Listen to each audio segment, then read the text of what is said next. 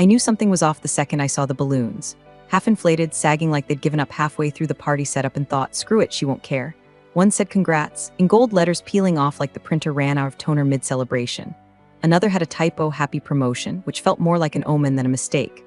But I smiled, walked in, nodded to Brenda from Ops. She wouldn't meet my eyes. I should have turned around right then. The CEO stood at the head of the boardroom table like he was presenting a new product line, not a woman who'd worked 80-hour weeks and hit every quarterly target for 3 years straight. For all your hard work, he said, raising a glass of flat champagne, we wanted to honor you personally today. And then he handed me a folder. I opened it. No bonus check, no title bump, no performance review. A demotion notice, printed, stapled, double-spaced like that made it less insulting. Effective immediately, you'll be reassigned to a supporting role under our new VP of Strategic Growth. A guy I trained 6 months ago who still couldn't schedule his own Zoom calls without emailing IT. And just to ice the cake, my manager, slick-haired Ron with his dollar store cologne, was recording the whole thing on his phone. Smile for the committee. He cackled like it was a wedding toast. They're gonna love your reaction. I didn't give them what they wanted. No tears, no yelling, no grabbing the fake balloons and storming out like a YouTube tantrum. Instead, I reached into my purse, pulled out my own folder, handed it to the CEO. Effective immediately, I said, keeping my voice light, I resign. You could hear a binder drop. And before I continue, hey, if you're still here listening, take 2 seconds and hit the like button, maybe subscribe. It helps us keep telling these stories. And honestly, it keeps the team caffeinated enough to relive corporate trauma on your behalf. All right, back to the disaster. I walked out before they could blink, heels clicking on that polished laminate like a gavel. Ron's phone was still up, recording. He thought this was going to be gold for the HR Slack. Little did he know, I wasn't leaving in defeat. I was exiting a building I'd already set on fire. Because what no one in that glitterless boardroom knew was that I hadn't come in empty-handed. That resignation letter? Not drafted in the parking lot. I'd printed it a week earlier, after signing a consulting agreement with one of their biggest clients, quietly, off-record. No LinkedIn announcement, no LinkedIn tears.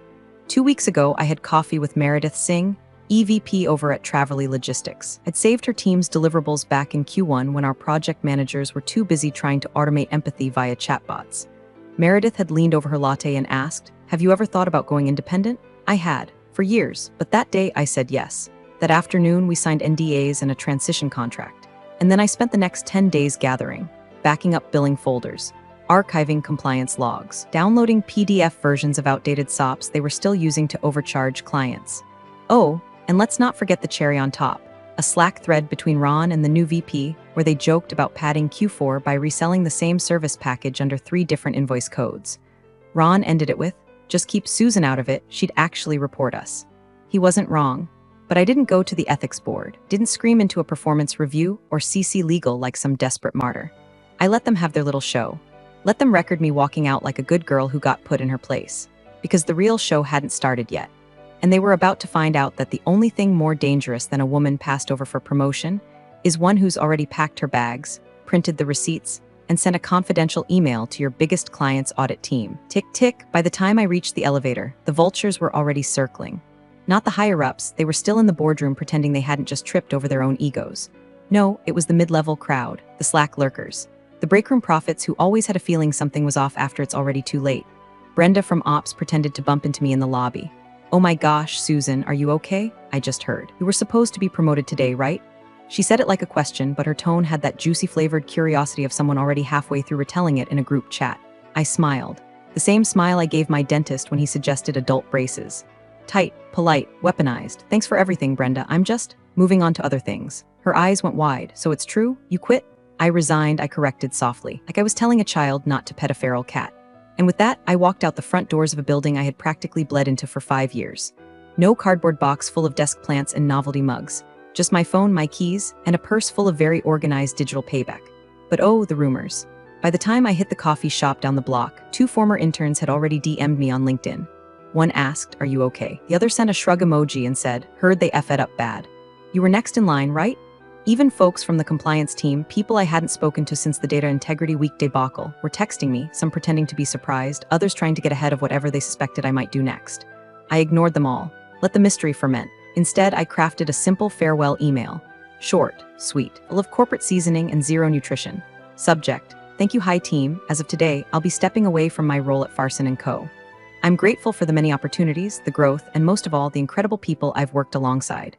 Wishing you all continued success, Susan, no hints. No shade, no passive-aggressive gifs. Just the kind of email that HR could read out loud at a holiday party without choking on liability. That didn't stop people from tearing it apart like conspiracy theorists analyzing crop circles. Did you see how she didn't mention Ron? She didn't even list her next company. I think she's pregnant. No, Jennifer. What I am is extremely done pretending to applaud mediocrity just because it wears a name badge with VP on it. But amid the chaos and speculation, one person stood out. Ray. Legal team, second floor, corner office. Dry as unbuttered toast. Known for correcting grammar and contract clauses and ruining holiday parties by quoting case law. But Ray was also the only person in that company who'd ever asked me, months ago during a procurement audit, "You ever think about leaving?" At the time, I just laughed and said, "Who else is going to catch your red lines when you forget to close a parenthesis?" But as I passed him that afternoon, he didn't say anything. Just looked up from his laptop, met my eyes, gave the smallest of nods. Not pity, not panic, recognition, like he knew something was moving, like he understood that silence can be the loudest damn warning shot in the world. See, Ray had survived 3 CEOs, 2 restructures, and 1 class action suit. He knew when someone left quietly, it wasn't because they were broken. It was because they were already busy. He didn't try to stop me, didn't send a let's talk calendar invite, because Ray from legal knew one thing better than anyone else in that building. When the quiet ones leave smiling, they're coming back with paperwork. And I had a whole briefcase full. 2 weeks before the boardroom blindsiding, I sat across from Meredith Singh in a quiet corner booth at Paloma's Bistro, the kind of place where the clink of wine glasses disguises every corporate betrayal ever whispered over a linen tablecloth. Meredith wasn't just a client. She was the client. Senior EVP at Traverly Logistics, one of our firm's largest whales. I'd saved her bacon 2 years ago when our delivery timeline got butchered by Ron's brilliant idea to outsource QA to someone's nephew with a Google Sheets fetish. She knew what I was worth because I made her look like a hero to her board. And now, her eyes studied me over a half-drunk iced espresso as she asked, with carefully measured neutrality, "Susan, would you ever consider stepping into a consulting role? Independent, just you?" I didn't answer right away. Not because I was unsure, but because when you've been chewing glass in silence for 3 years, you don't want to spit out your victory too soon. I set down my water glass. Off the record, she nodded once. I'd consider it, with the right terms. An hour later, we weren't just considering. We were negotiating. We laid out a soft landing clause, transition agreement, and yes, an NDA so thick you could club a CFO with it. She even made sure her assistant delivered the paperwork via personal courier, not email. No digital trail. Meredith knew how the game was played, and she wanted me on her team before my old one figured out they were bleeding talent out the side. That night, I didn't sleep. Not from stress, but from the adrenaline of clarity. My life had been a fog of staff meetings, quick pivots, and Ron using the phrase synergistic touchpoint like it was foreplay. But suddenly, everything sharpened. I wasn't just planning my exit. I was planning their unraveling. I started with the innocuous stuff. Pulled down project folders from our shared drive, the ones with timestamps that never lined up with billing. Downloaded archived PDFs of policies that had been updated but not actually enforced. I flagged internal time logs where junior staff were clocking 80 hours a week on accounts that were officially closed. That's not just burnout, that's bill padding. Then I went deeper. Remember the billing anomalies Ron bragged about in the Slack thread? I cross-referenced them against client invoices. Lo and behold, services were being repackaged and billed under false line items. I knew what it was the moment I saw it. Client fraud with plausible deniability. Kind of scheme that implodes careers the second a forensic accountant sees daylight. And I didn't just save it to my desktop like some rookie whistleblower. I organized it all in an encrypted drive, tagged by client, date, and violation. Labeled neutrally, Q3 review, team audit notes, workflow optimization suggestions. Boring enough to be invisible. Precise enough to light a match under legal's ass if it ever landed in the wrong inbox, which eventually would, and while I was at it, I cleaned up my own footprint. Deleted old comments. Removed version history on documents I once edited but didn't own. Made myself digitally invisible in all the places that matter when the heat turns up. You don't just leave a company like Farson & Co. You bleed out of it data point by data point until there's nothing left to trace. But I wasn't planning to disappear. I was planning to reappear, somewhere they couldn't touch me, somewhere above them. So I smiled at every meeting, laughed at Ron's dead-eyed jokes, gave feedback on slide decks like I wasn't already packing my intellectual suitcase.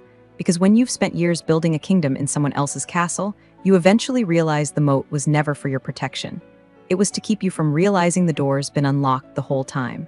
And I was already halfway through it, blueprint in one hand and a sledgehammer in the other. From the outside, it looked like I was decompressing. That's what the LinkedIn vultures assumed anyway, commenting under my vague next chapter post with things like "take the time to rest, you earned it," and onward and upward, while secretly forwarding my profile to their team leads with a subject line like "Susan's loose, should we DM?" No one saw the spreadsheet open on my screen at 2:13 a.m., or the wall behind my desk lined with sticky notes color-coded by violation severity. Or the pot of stale coffee I'd reheated 3 times, untouched. There were no jogs through the park or inspirational podcasts in my earbuds, just the rhythmic click of my trackpad and the slow construction of a digital guillotine. I wasn't recovering. I was documenting. Let's talk about the math. In Q1 alone, I found 147 hours billed to the Travelly account by 2 junior analysts who'd already been reassigned to other projects. I cross-referenced calendar events, internal time cards, and Outlook logs. They were working on the Stratcom deal when those hours were logged. One of them had even been on PTO in the Virgin Islands. Cute Instagram posts, too. I screenshotted them. Then came the compliance trails, or lack thereof. Mandatory product testing certifications had expired. Rather than pausing deliverables, Ron and his crew simply removed the QA checkbox from the status sheet and called it streamlining. And the forged metrics? Chef's kiss. Apparently, our new VP of Strategic Growth didn't just copy-paste my old forecasting slide deck. He inflated our implementation success rate from 83% to 96% by removing every project older than 6 months from the data pool. That's not analytics, that's creative nonfiction. He even left the original slide notes intact, do not alter. Susan to finalize post-client review. I printed it, in color, but the smoking gun, that was buried in version history, just like Ron bragged it would be. Months ago, over limp sandwiches in the break room, he'd half-whispered to a junior dev, if you tweak it in V12.4 and save it before uploading, legal can't trace back the original inputs. Versioning's your friend. He was talking about product cost modeling for a federal subcontractor. I remembered the joke because he ended it with, no one audits procurement data unless you give them a reason. Well, Ron, I was that reason now. Took me 10 minutes to pull the original file from cloud storage. V12.4 had been swapped into a folder named Final Client Deliverables, while the V12.3 sheet, the one with the real numbers and actual labor cost calculations, was quietly archived in a folder helpfully labeled Sandbox Trash. Inside were margin discrepancies wide enough to drive a subpoena through. So I didn't go to the press. I didn't tweet vague threats or start an anonymous Medium blog post titled Corporate Rot from the Inside. Instead, I sent a single message to Travelly Logistics' internal audit team. Subject: Compliance concerns former Farson & Co., contractor body. Hi. As a former project lead on the Travelly account, I'm aware of recent data discrepancies and have assembled documentation for your internal review. I'd prefer to handle this professionally, directly, and in good faith. Please confirm your secure upload protocol and I'll begin transferring files for your investigation. No flourish, no drama, just numbers, dates, and a resume that made sure they'd listen.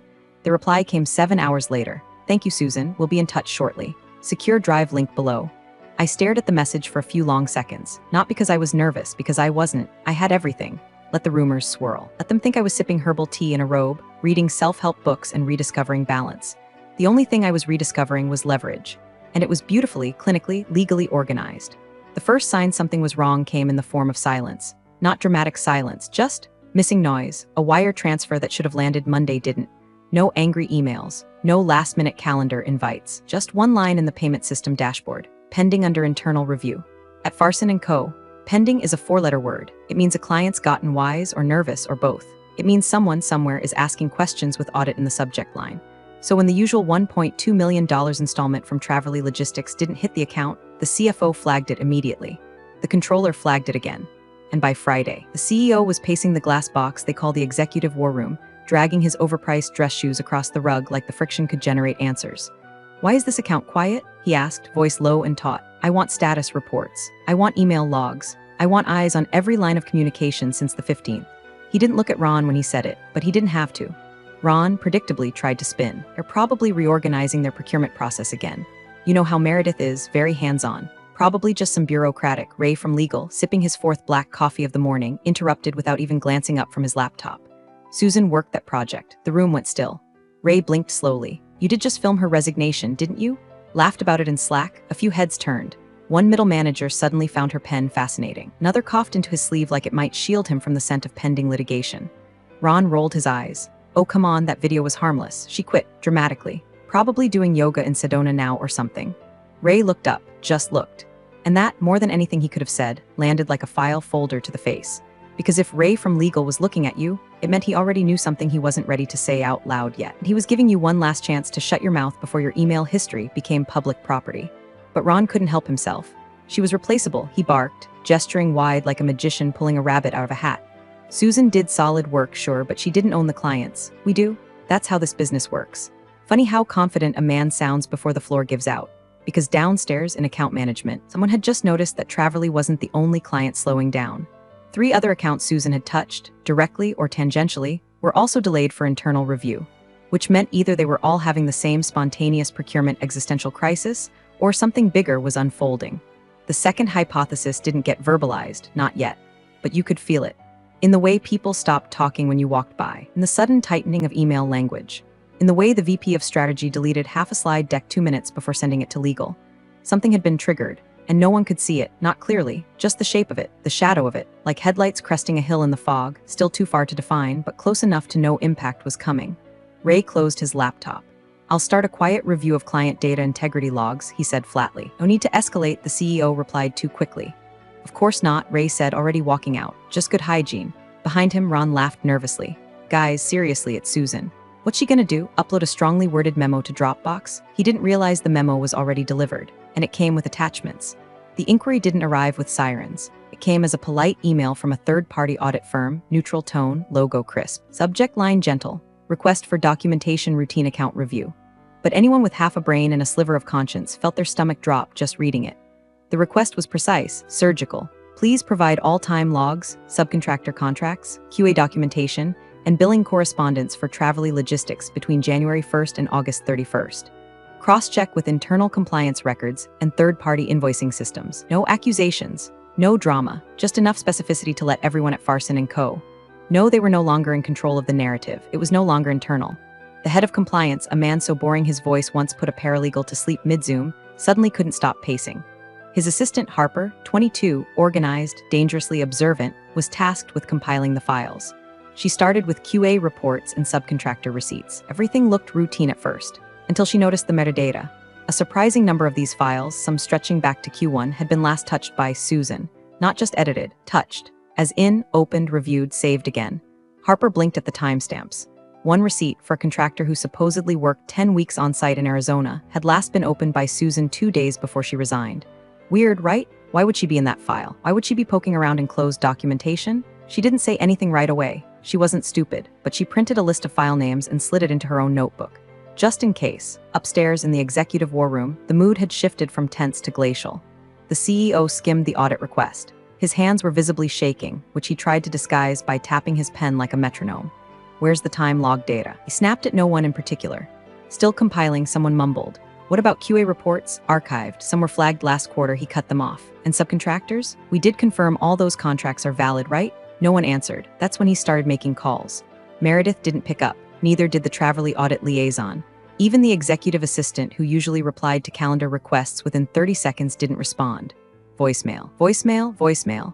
He tried to play it cool, pacing while fake chuckling to himself, pretending it was all just a misunderstanding. But it wasn't. Because somewhere across town, in my apartment with the windows cracked open and the afternoon light drifting through the blinds, I sat at my upright piano, playing Debussy with one hand and sipping cold tea with the other. My phone lit up on the coffee table. Incoming notification. Tipline confirmation your submission has been received. I didn't smile. I didn't need to, because this wasn't revenge. This wasn't catharsis. This was just truth doing its job. The audit team now had everything: time discrepancies, forged metrics, version logs. My document packet included not only the files, but a timeline, annotated and cross-referenced against the firm's own policy documents. I even included an index, color-coded. "You're welcome, Harper." They wouldn't trace it back to me, of course. The upload was anonymous, routed through their own secure portal. But someone in that office would know. Eventually, they'd feel it in the missing pieces, the accuracy, the methodical precision of someone who knew where the bodies were buried. Back at the firm, Ron was sweating through his shirt, blaming interns, barking at Harper to just send everything. "We'll clean it up after."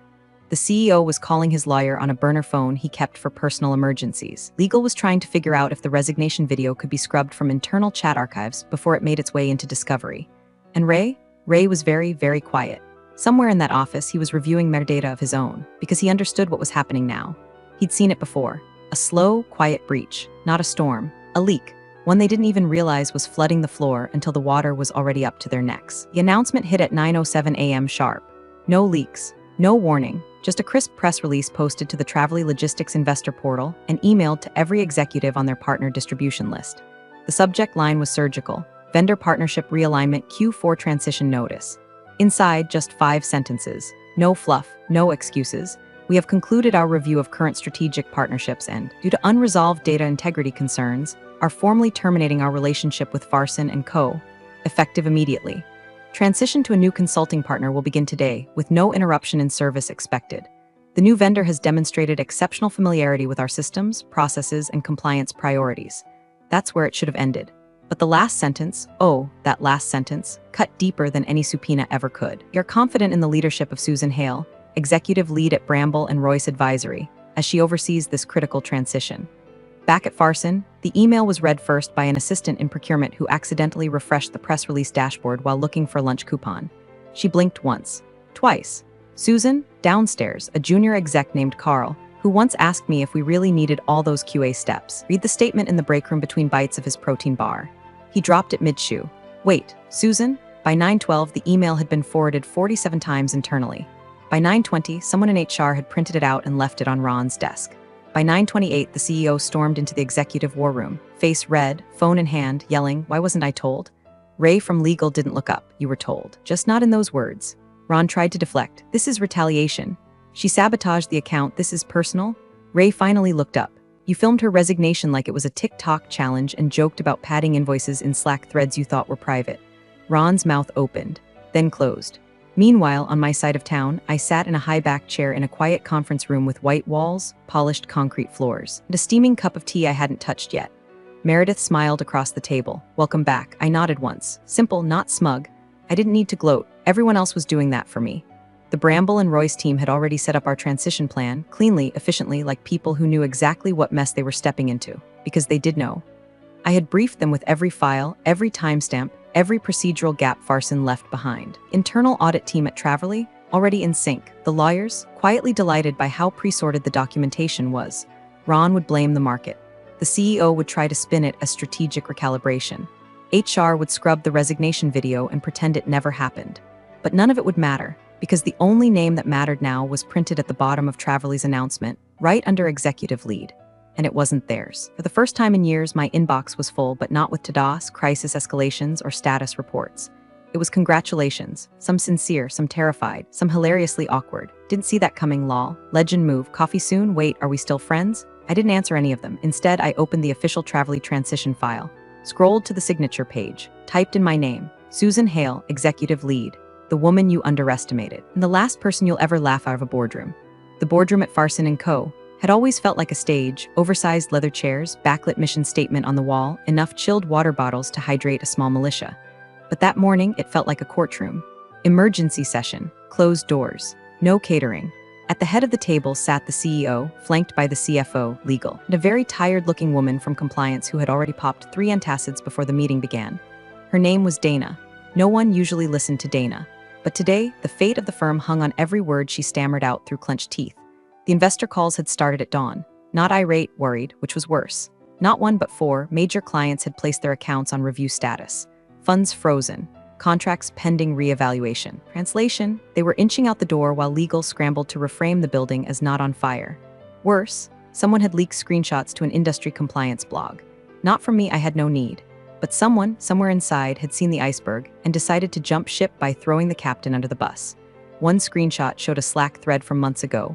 Ron, just rebrand the duplicate invoice set as Market Research South Region. No one checks the line items anyway. New VP, Elmau, if we get audited, I'm blaming you. Ron, lol, just bury it. Add Susan's name on the version history, looks more legit. File upload attached, Traverly Q2 metrics fina L final real final thison XLSX beneath that, another file. Titled, HR LOL MOV, that was the resignation video. Ron had saved it, named it, labeled it like a party favor from the world's dumbest going-away party. The compliance officer played both files on mute in front of the board. No one spoke. Not when they watched the clip of me, expression calm, voice steady, handing over my resignation while Ron snorted like a frat boy filming a prank. Not when they scrolled through his follow-up messages, timestamped just minutes after I left. Classic. Bet she cries on LinkedIn by Friday. No one cried. Clients were pulling back. And one of the largest institutional investors had quietly removed the firm from their stable partner list, citing ongoing cultural and procedural concerns. The CFO asked for a break. Ray from legal didn't. He leaned forward, pushed his glasses up the bridge of his nose, and said flatly, I advised you months ago to audit version control protocols. This, he gestured at the screen, is what happens when you prioritize optics over infrastructure. Ron finally snapped. We didn't know she was going to nuke the entire damn company. Ray tilted his head. She didn't, you did. Down the hall, junior staff began discreetly pulling resumes from drawers, whispering in break rooms, texting recruiters. You could feel it, not panic, collapse, not with explosions, but with slow, inevitable cracking, like the foundation of a building shifting while everyone inside keeps typing emails, pretending the lights aren't flickering. Back in the glass box, the board chair folded her hands. Is there anything salvageable? Ray didn't answer. Dana tried. We can cooperate fully with Traverly's investigation and potentially renegotiate under new leadership. The room turned to the CEO. His face was gray. New leadership. That was corporate speak for, your seat just caught fire. Meanwhile, across town, I was finishing my onboarding documents. Bramble and Royce had already routed the Traverly files to my dashboard. My name was listed on every slide, every login, every task flow. I was in, not as an employee, as the solution. When I glanced at the headlines later that day, I saw the blog post, the clip, the Slack leaks, the HR LOL file that would be the death rattle of their PR team for weeks. I didn't share it, didn't comment, didn't post a vague quote about karma. I just closed the tab, sipped my tea, and let the weight of it all slide off me like a coat I no longer had to wear. They gave me a demotion. I gave them a consequence, and I never raised my voice. The conference room smelled like eucalyptus and leather and power, not desperation masked in synthetic air freshener like the one I used to sit in at Farson. This table didn't have scratch marks from interns nervously dragging their laptops across it. No coffee rings. No laminated Q2 spirit values reminders. Just clean wood, clean light, and a dozen pairs of eyes looking straight at me, not through me. Across from me sat Meredith Singh, calm as ever, flanked by the Traverly CFO, legal counsel, and a man from the board who used to call me the one who always fixed things last minute. Now, addressed me as Miss Hale, not Susan, not hey can you just Miss Hale. The CFO folded his hands. On behalf of the executive team, I want to thank you for your discretion, your clarity, and your integrity throughout this process. Meredith smiled. You didn't just rescue our data, you clarified our future. They slid the contract across the table. Bramble and Royce's final agreement. My role explicitly outlined. Executive lead, enterprise reform. No asterisks. No asterisk footnote about interim or pending approval. I read it once just for ritual. I'd already seen every clause, every timeline. I'd help write them. I signed. The pen didn't shake. Outside that room, Farson was still spinning. Their LinkedIn page had gone quiet. Their comms team had posted a tone-deaf quote about resilience in changing times, and it had been radioed into oblivion by industry veterans and bitter former interns alike. What really tore the lid off? The video. It surfaced first on a mid-tier compliance watchdog blog. Then Reddit got a hold of it, and then it went viral in all the wrong Slack channels. Clip title, How to Lose a $40M Client in 3 Minutes. It started with me standing still in that boardroom with the balloons sagging behind me like defeated intentions. Then Ron's voice, smile for the committee. Then the camera shake as I slid my resignation across the table. Then his cackle, then silence. People ate it up like popcorn. Industry heads, HR whisperers, burnt-out consultants, they all chimed in. One tweet read, legend move, silent resignation, strategic carnage, we stand. Another, she printed her own letter. They printed their own death warrant. Back in the corner office that used to be mine in everything but title, Ron watched it on loop. He found it through a tag in a message thread titled, Remember Susan. The thumbnail was his own smug face mid-laugh. He clicked it. The autoplay started, and for the first time in his career, the joke didn't land. No one asked him for a reaction. No one wanted a comment. He was no longer the center of the story. He was the punchline. Across the city, I opened my laptop. Notification banners fluttered across the screen, news alerts, DMs, quiet congratulations from people who used to ignore me in elevators. I let them pass. Instead, I opened the onboarding portal for our first cross-functional planning meeting. Drafted my outline for Phase 1, System Architecture Realignment, Budget Integrity Audit, Staff Retraining, because this wasn't just a new title.